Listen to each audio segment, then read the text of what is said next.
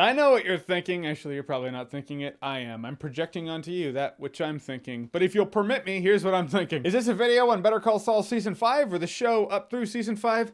I don't know. But I find myself in what I call an alternate universe where movies don't come out anymore and I have to think of things to talk about and make videos on, so I want to make them about things I want to talk about. Better Call Saul is one of those things, so if you'll permit me, I'm just gonna ramble about Better Call Saul, tell you what I like about Better Call Saul. So Better Call Saul is essentially the prequel to Breaking Bad. It follows Saul Goodman, who's not Saul Goodman initially. He's Jimmy McGill. James McGill is his real name. He's a hustler, he's a swindler, he's a lawyer. And then by the end of this, he's going to be a bigger hustler, swindler, and lawyer. Point is, I feel like calling Better Call Saul a Breaking Bad prequel is severely undercutting it as its own drama because it does stand on its own two legs as its own drama. And I'll be honest with you, I mean, just being completely transparent, first couple seasons, it took me a bit for the show to hook me. It just did. Maybe it's because my brain was doing that thing that it shouldn't do. It's probably one of the things that Better Call Saul has working against it, and that is people and their brains are gonna go, well, I'm gonna compare this to Breaking Bad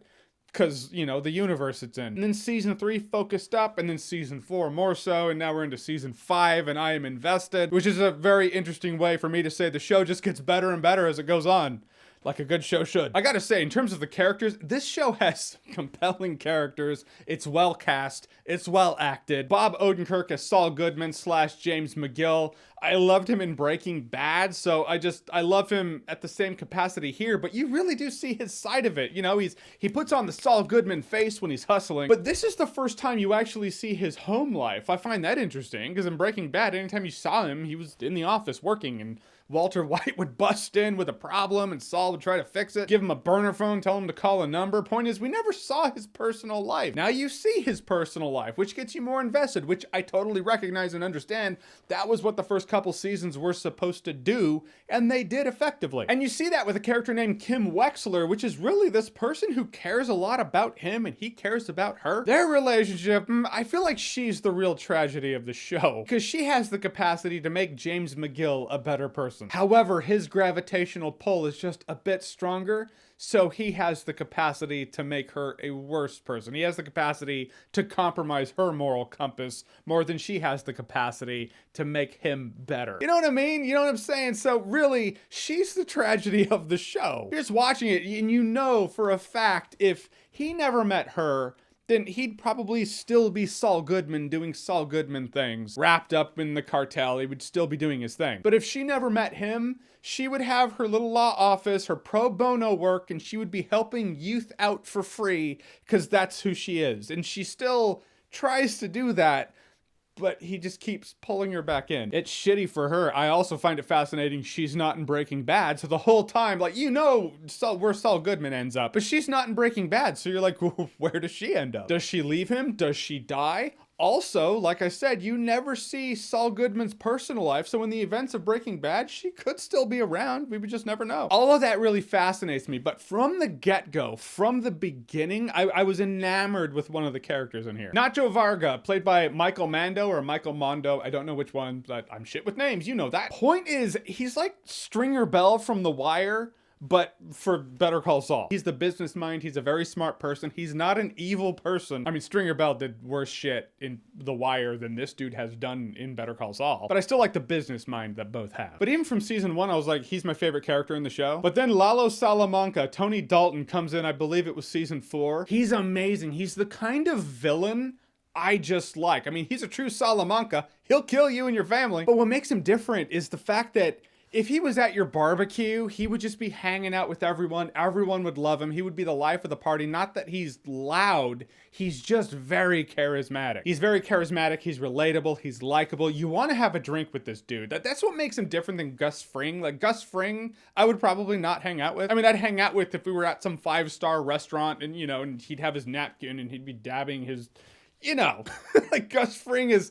You can't just hang out with Gus Fring. You have to make an appointment. This dude would come to your barbecue and he'd be amazing and he'd be awesome and everyone would love him. However, if he felt like you were going to backstab him, you and everyone who loved him at that barbecue, you'd all die. Don't cross him. He's just...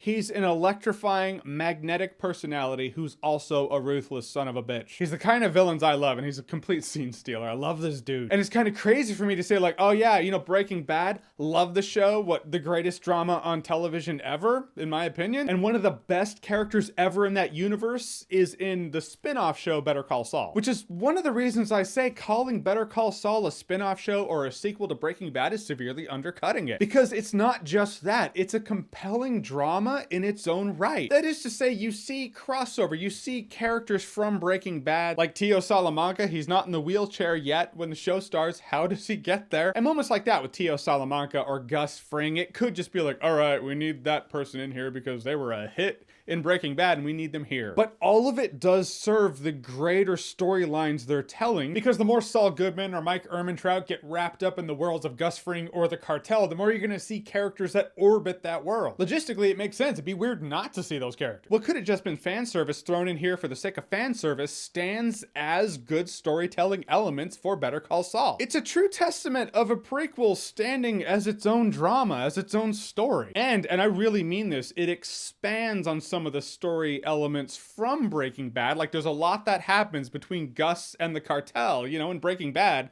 there was tension there. And that tension doesn't just come from the fact that the cartel killed someone close to Gus Fring decades, years ago. You know, it's not just that. You walk away from Better Call Saul with a better understanding of why things went down the way they did in Breaking Bad. But again, it doesn't ever feel like, all right, fan service. No, it's compelling storytelling. You do run into the thing where it's like, all right, I know what that reference is because of Breaking Bad, but still the storytelling tension that's there, and that stands on its own. Also, I like how each season starts. It starts out after Breaking Bad, and he is indeed a manager at a Cinnabon. And actually, those little snippets are kind of how the seasons go down in general. At first, I was like, oh, that's a neat peek into it, but all right, neat to see. But it's not like it's tense for me. And then by season 5, you're like, oh my God, what's happening in that world? And it's just this quick thing that it shows, but I want a whole season dedicated to that, at least a couple episodes. In the end, Better Call Saul's become one of those dramas that I look forward to now yearly. It's not like Breaking Bad, nor should you compare it to Breaking Bad, but it still has that Breaking Bad flavor. It's like the creative team behind it's that amazing restaurant, that chef in the kitchen, you know, you gotta go there, you gotta try that dish. They have the best steak ever. And Breaking Bad was that steak. And then you go there and they're like, hey, we have the seasonal fish this time of year. And you're like, you know what? I love the steak, but I will try the fish. And you eat the fish and you're like, it's not what the steak was, but it's the same quality I've come to expect from this restaurant and that chef back there. It's still great, just in its own right. That's Better Call Saul. By the end of it, I just want to watch Better Call Saul, then lead up to Breaking Bad, and then watch Breaking Bad. It's a compelling world of crime and criminals, and showing how normal people, maybe they have good intentions, they get wrapped up in that shit. Also, Tony Dalton. Seriously, man. All right, so Better Call Saul, have you seen it? Are you caught up with it? What do you think about it? If the first couple seasons didn't grip you, seasons 3, 4, and 5, if you put it down before that, you should pick it up again. Anyhow, whatever you think, comment below, let me know. And as always, if you like what you've seen here and you want to see more, click right here to see more.